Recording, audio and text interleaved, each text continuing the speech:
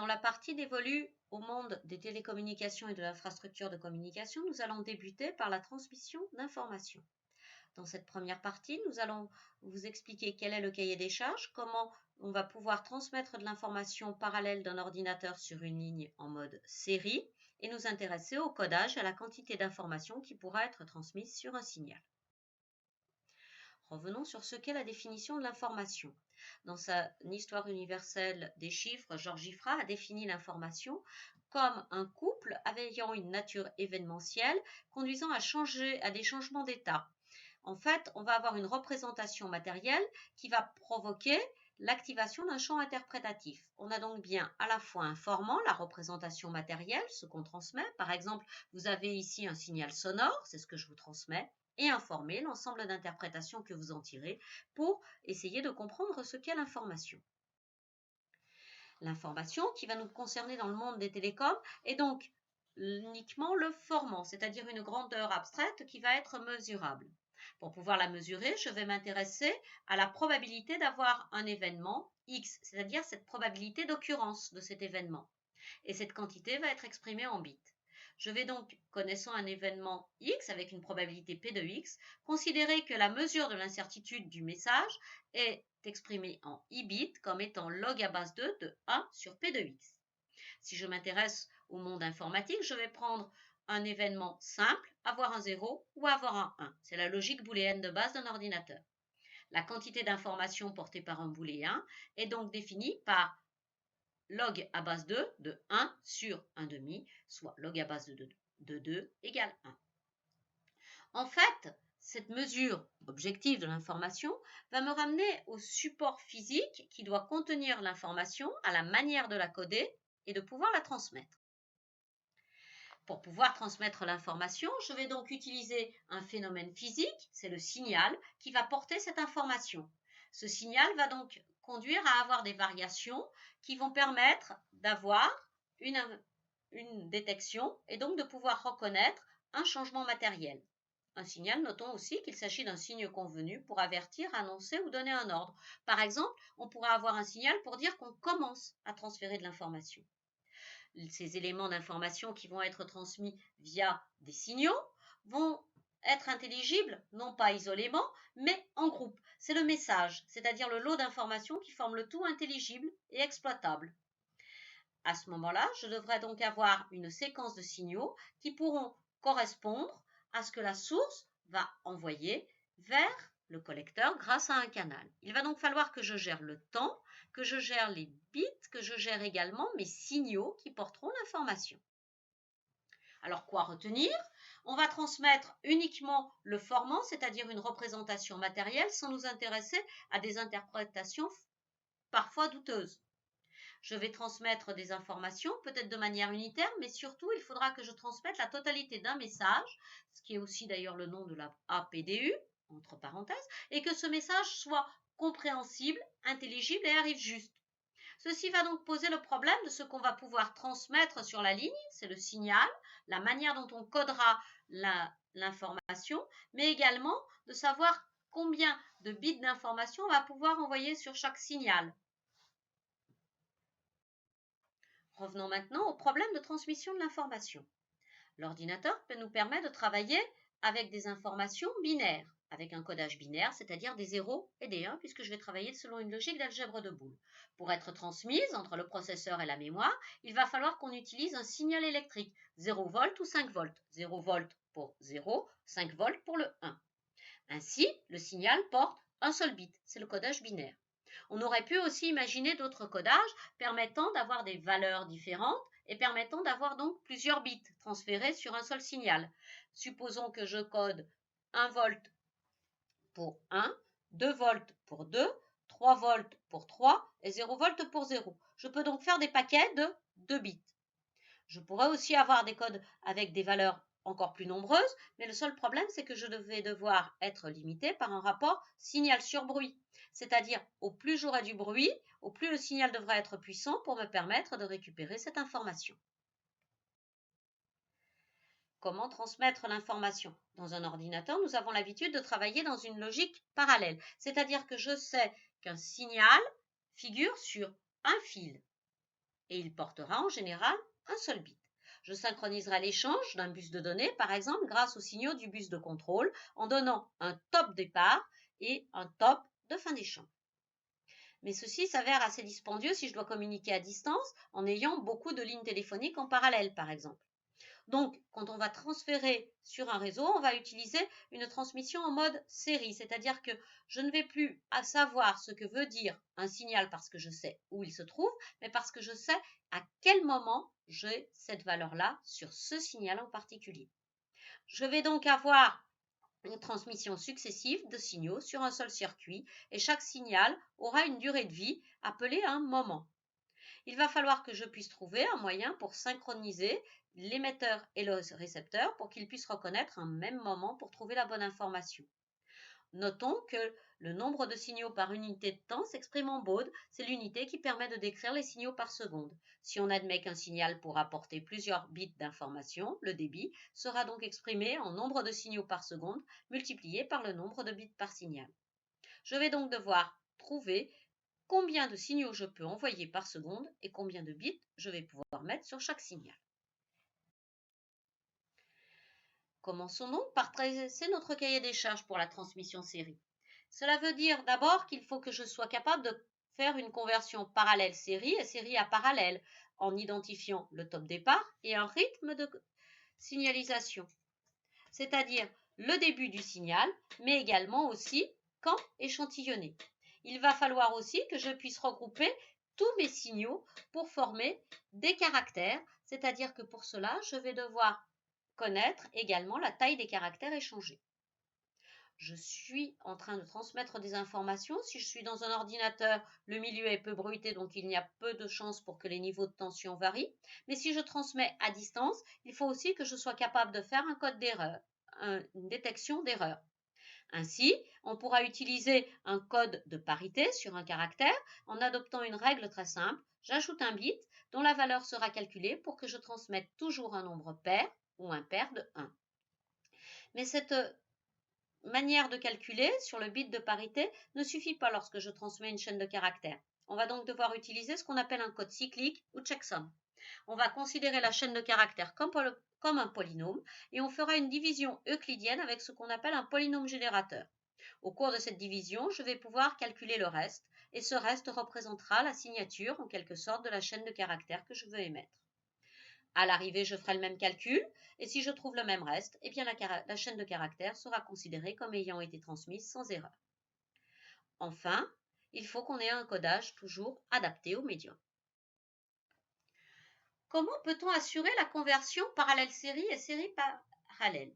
Pour cela, je vais utiliser un registre à décalage, c'est-à-dire un ensemble de bits stables qui sont montés en cascade les uns des autres. Le bit de poids faible sera branché sur la ligne. Je dispose également dans ce registre à décalage d'une commande de chargement qui va permettre à l'unité centrale de mettre la valeur qui doit partir sur la ligne. Je vais activer un top d'horloge qui va ensuite me permettre de commander la fonction de sérialisation, c'est-à-dire le décalage bit par bit vers la ligne. À chaque top d'horloge, je vais transmettre un bit.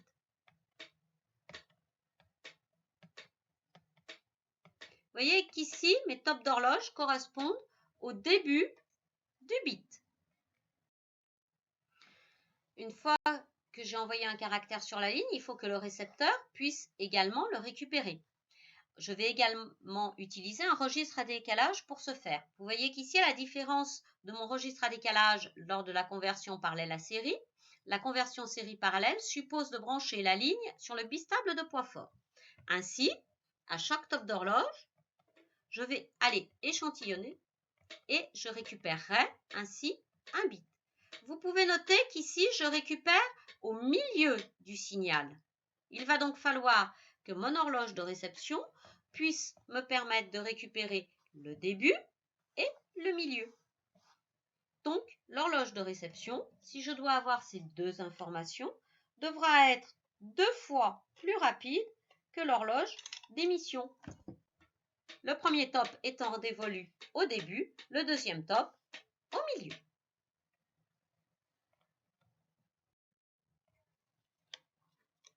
La transmission des caractères suppose également de pouvoir dire quand on doit lancer l'horloge.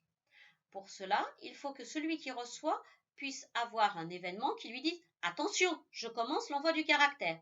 Si on s'est mis d'accord sur la taille du caractère et sur la fréquence de l'horloge d'émission, voire ensuite sur les modalités de calcul pour l'horloge de réception, eh bien on pourra récupérer les informations. Dans le cas de l'informatique, on considère que les lignes au repos sont à l'état haut.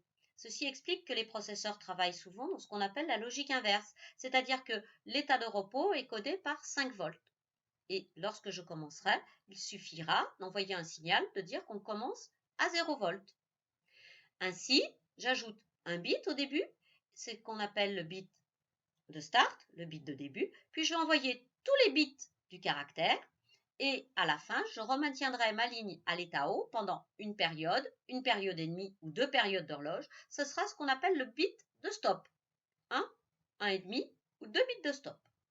L'horloge d'émission me permet alors d'activer le registre à décalage, pour peu que j'ai bien calculé ma fréquence à laquelle je veux émettre les différents bits.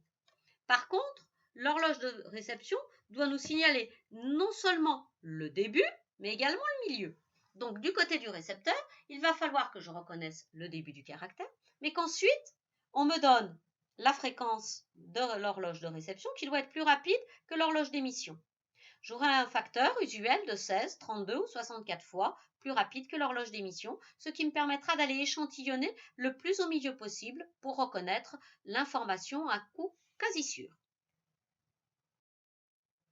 Le problème de la transmission asynchrone est une relative perte de temps. En effet, je dois avoir au moins un bit de début, au moins un bit de stop, où je vais maintenir la ligne à l'état haut. Si je vous prends un caractère de 8 bits, vous rajoutez 2 bits, c'est-à-dire que vous avez une perte de 20% du rendement. Et je ne vous parle même pas des bits de parité. Alors, pour avoir beaucoup plus de rendement, lorsque tous les caractères doivent se suivre, on va travailler en mode synchrone, c'est-à-dire que je vais envoyer non pas des caractères isolément, mais une chaîne de caractères. Pour ce faire, on va utiliser des caractères de synchronisation en début et en fin de trame, c'est-à-dire en fin de PDU de liaison de données. Ces caractères de synchronisation vont me permettre de bien caler mes horloges d'émission et de réception. Comme dans le cas de la transmission asynchrone, je dois disposer d'une horloge bit et je dois avoir le nombre de bits par caractère. Je vais donc pouvoir récupérer mes informations bit par bit, les réassembler en caractères pour peu que je connaisse le début de la chaîne de caractères. Le caractère de synchronisation que je trouve à la fin me permettra de déterminer la fin de la trame. Comme je vais échanger plusieurs caractères, il est vraisemblable que je risque d'avoir des erreurs. Pour cela, je vais utiliser non plus un code de parité qui n'est pas assez puissant, mais le code cyclique. Comme je vous l'avais dit tout à l'heure, nous allons considérer la PDU de niveau liaison de données ou trame comme un polynôme que je vais diviser grâce à une division euclidienne par ce que j'appelle un polynôme générateur et j'obtiendrai un reste que j'enverrai. À l'arrivée, lorsque je détecterai les caractères de synchronisation, je pourrai alors lancer l'acquisition des signaux bit par bit et des informations. Lorsque je trouverai d'autres caractères de synchronisation, je saurai que j'ai terminé la trame et je remonterai. Je trouverai alors le reste. Je compare au fur et à mesure avec ce que j'avais calculé. Si c'est bon, eh bien je pourrai donner toutes les données à la couche liaison de données, par exemple. Vous voyez que les caractères de synchronisation jouent le même rôle que mes fanions. Le petit problème du mode synchrone est que sur une chaîne de caractères, tout petit décalage au niveau des horloges peut être très préjudiciable. Il va donc falloir asservir l'horloge de réception à l'horloge d'émission, c'est-à-dire garantir que celui qui reçoive avec la même horloge que celui qui a émis. Je vais donc utiliser mes entrées, mon signal, comme entrée de registre à décalage, et lorsque je compare avec le caractère de synchronisation, je pourrai lancer le fait que je commence à récupérer des données. Si mon signal est suffisamment varié, je vais pouvoir utiliser un oscillateur asservi en tension qui me permettra de réguler l'horloge bit. Et ensuite, j'aurai bien mon horloge caractère qui me permettra de récupérer mes caractères les uns après les autres. Le signal que je vais transmettre au niveau informatique est un codage en bande de base. C'est-à-dire que je vais utiliser soit par exemple le codage NRZ où l'information est portée par un niveau de tension, 1 c'est 5 volts, 0 c'est 0 volts, très classiquement, soit je vais utiliser un autre codage où je vais pouvoir envoyer de l'information grâce à une transition. Par exemple, le codage Manchester me dit que 0 correspond à une transition positive et 1 à une transition négative. Vous constatez ici qu'en bande de base, j'ai donc deux types de codage. Un codage type NRZ qui ne porte que de l'information et que je vais pouvoir utiliser par exemple pour transférer des données en mode asynchrone. Et un codage comme Manchester qui me permet d'avoir non seulement l'information mais également, parce que j'ai la présence d'une transition, je vais pouvoir donner l'horloge. Vous voyez donc que le codage Manchester va pouvoir me permettre de travailler également en mode synchrone. C'est le codage d'ailleurs qui sera utilisé pour les réseaux locaux type Ethernet. Lorsque j'utilise le téléphone, il va falloir que je m'adapte car le téléphone n'est pas fait pour faire passer des niveaux de tension, mais pour faire passer de la voix. Or, la voix est une sinusoïde. Elle s'exprime en A cosinus oméga t plus phi. Lorsque je joue sur la fréquence, vous pouvez avoir différentes connotations. Vous pouvez avoir différentes interprétations. Tiens, elle parle sur un ton aigu. Et maintenant sur un ton très grave. Ce sont des informations différentes. Vous pouvez aussi avoir une information quant à l'amplitude. Donc si je joue sur la modulation de phase, cosinus oméga t plus phi pour 0 contre cosinus oméga t pour le 1. Sur la fréquence, je peux aussi avoir cosinus oméga 1 t pour 1, cosinus oméga 0 t pour 0. Ou sur l'amplitude, vous voyez que je peux multiplier les codages et je vais donc pouvoir avoir beaucoup plus d'informations, vous voyez, sur chaque signal. Maintenant, mon problème est de savoir combien de signaux je vais pouvoir faire envoyer par seconde. En fait, la plage de fréquence qui va m'être allouée n'est pas libre. Elle m'est donnée par l'État ou par un organisme de normalisation. On parlera de bande passante pour décrire cet intervalle de fréquence dans lequel je vais pouvoir transmettre de l'énergie.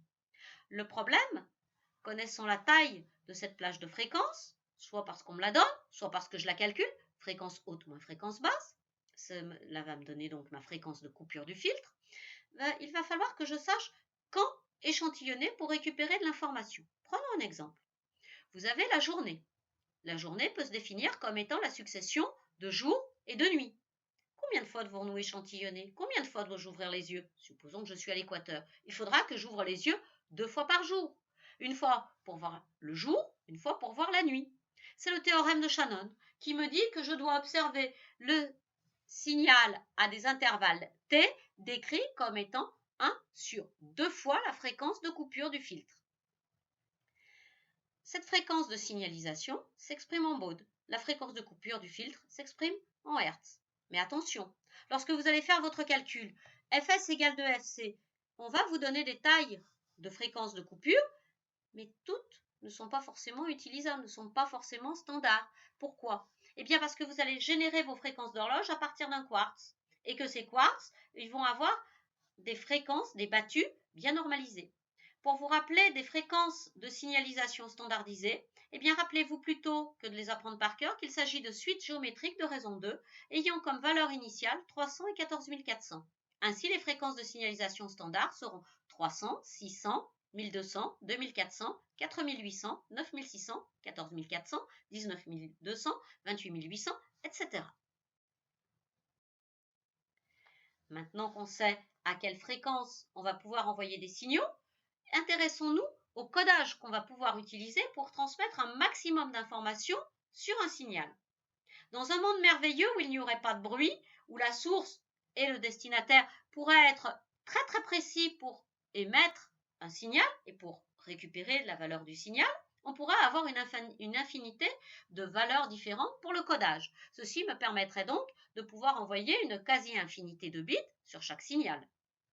Par exemple, pour envoyer des paquets de 2 bits, eh bien, il va falloir que je trouve 4 valeurs différentes. Mais ces 4 valeurs, il va falloir que je puisse les reconnaître à coup sûr ou quasi sûr.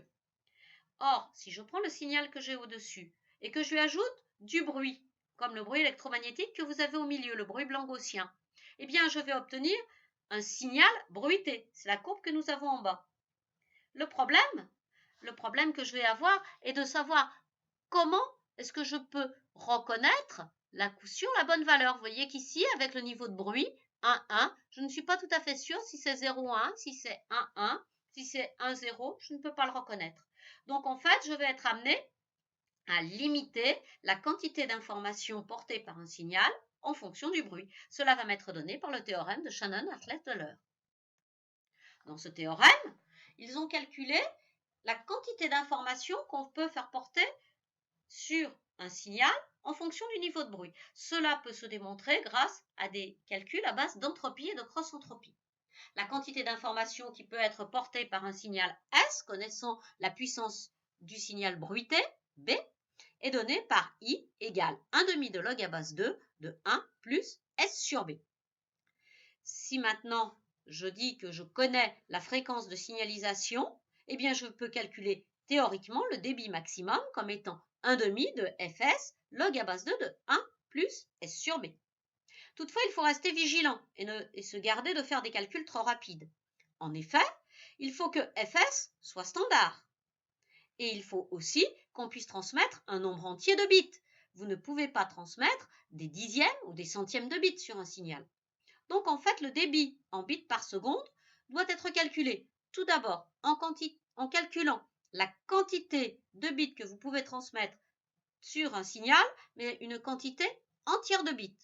Ensuite, vous estimez la fréquence de signalisation standard à partir de la fréquence de coupure qui vous est donnée grâce à l'équation Fs égale 2Fc et en cherchant la valeur immédiatement inférieure au niveau des fréquences standards.